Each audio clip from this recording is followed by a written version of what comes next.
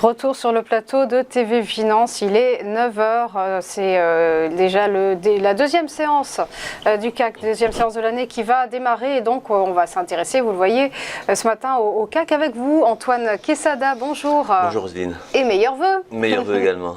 Donc vous êtes trader et coach, donc on le disait, le CAC 40 a bien entamé l'année hier avec une hausse de près de 2%, mais dans des volumes, il faut le dire, très très faibles. C'est vrai, des volumes faibles, mais pas insignifiants pour autant. Faibles, effectivement, puisque la plupart des marchés mondiaux étaient fermés. Le CAC étant faisant cavalier seul en quelque sorte, donc effectivement, il était normal que les volumes soient faibles. Cela dit, effectivement, la performance a été assez intéressante hier. Donc, graphiquement parlant, voilà le graphique en hebdomadaire que je présente habituellement. Bon, il apparaît de toute évidence qu'on a buté hier sur les fameux 6600 points, qui était une zone de résistance parfaitement identifiable et identifiée par la plupart des traders et des investisseurs. Donc il était normal, en tout cas, que cela coince un tout petit peu. Alors là, à l'instant T, on est au même cours de clôture qu'hier, on est à 0,0%. On a ouvert à une très très légère baisse, comme le laissaient entendre les futurs. On a ouvert à moins 0,22%. Et là, on est bien donc pile poil, je dirais, sur les cours de clôture d'hier. Donc tout ça dans une dynamique qui, malgré tout, en tout cas sur ma tendance de fond, sur ce graphique ici en hebdomadaire, qui selon moi est toujours haussière. La tendance de moyen long terme n'est pas invalidée, elle reste haussière. Il faudrait vraiment franchir à la baisse, et les fameux 6389 points ici, qui est la ligne horizontale en pointillé, qui déjà depuis des mois sert dans mon analyse de support et de résistance lorsqu'on est en dessous, en fait de zone de polarité, au-dessus de laquelle on maintient une tendance de fond haussière et en dessous de laquelle, en clôture hebdomadaire, on pourrait repartir à la baisse. Mais pour le moment, les cours sont bien supportés ici, donc par ce support sur lequel on a rebondi il y a 2 ou 3 semaines, en fait, au point près, on a rebondi sur ce fameux 6389. Et encore une fois, il est identifié ce niveau depuis des mois, donc il est vraiment solide. On a sur la même zone, on avait l'oblique baissière ici que j'ai tracée depuis plusieurs semaines et sur laquelle donc qui correspondait à la même zone de support pratiquement que les 6389. Donc j'évoquais ces dernières semaines qu'il y avait là une zone de support très importante, ce qui ne veut pas dire qu'elle ne sera pas franchie à la baisse, mais pour le moment ce support il a non seulement tenu, mais il a provoqué un rebond, le rebond qu'on pouvait espérer. Donc plus concrètement, et là à l'instant T, vous voyez, on est sur les 6600 points, pile, on est à plus 0,10%.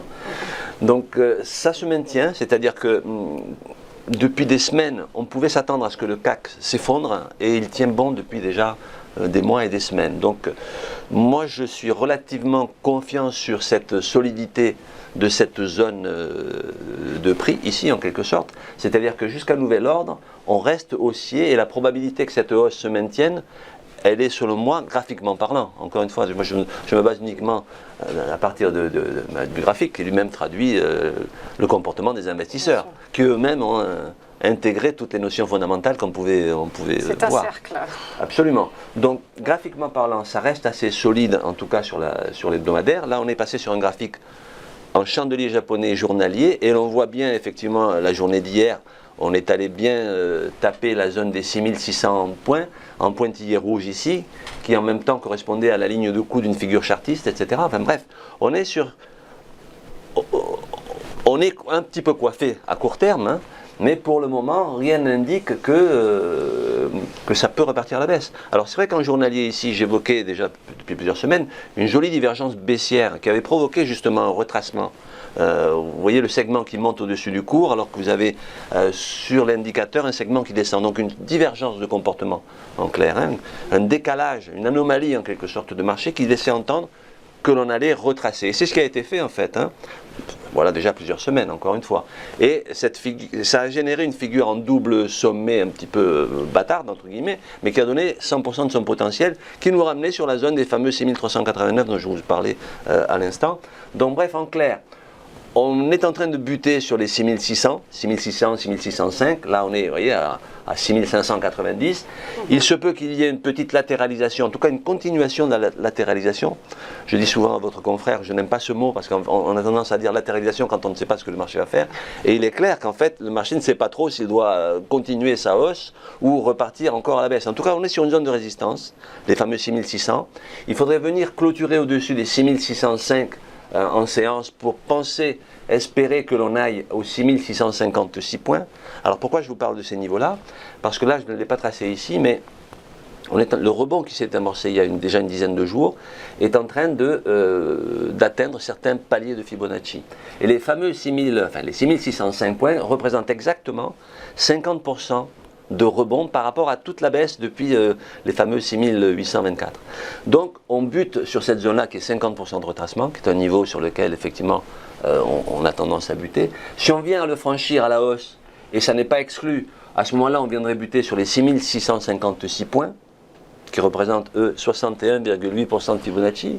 Alors ça a l'air très magique, ça ne l'est pas, c'est quand même des niveaux identifiables et identifiés par le marché, donc il y a le phénomène d'autoréalisation. Quand tout le monde voit la même chose au même endroit, il y a une logique à réagir et puis à réagir sur les mêmes niveaux. Et donc si on venait à retracer, ce qui n'est pas du tout exclu, on viendrait buter à très court terme. Là je vous parle pratiquement ou de l'intraday ou dans les jours qui viennent, puisque on est sur du chrono-CAC, donc c'est vraiment du plus court terme. Le niveau inférieur en dessous à très court terme serait les 6554 points à l'échelle de l'intraday, voire un jour ou deux. Et en dessous, on aurait les 6490 qui devraient, selon moi, constituer un joli petit support de court terme. En clair, tendance de fond toujours haussière, tendance de plus court terme qui se maintient en latéral, avec une possibilité donc de poursuivre la hausse de long terme. Merci beaucoup Antoine Quesada et belle journée à vous. À suivre les Market Movers.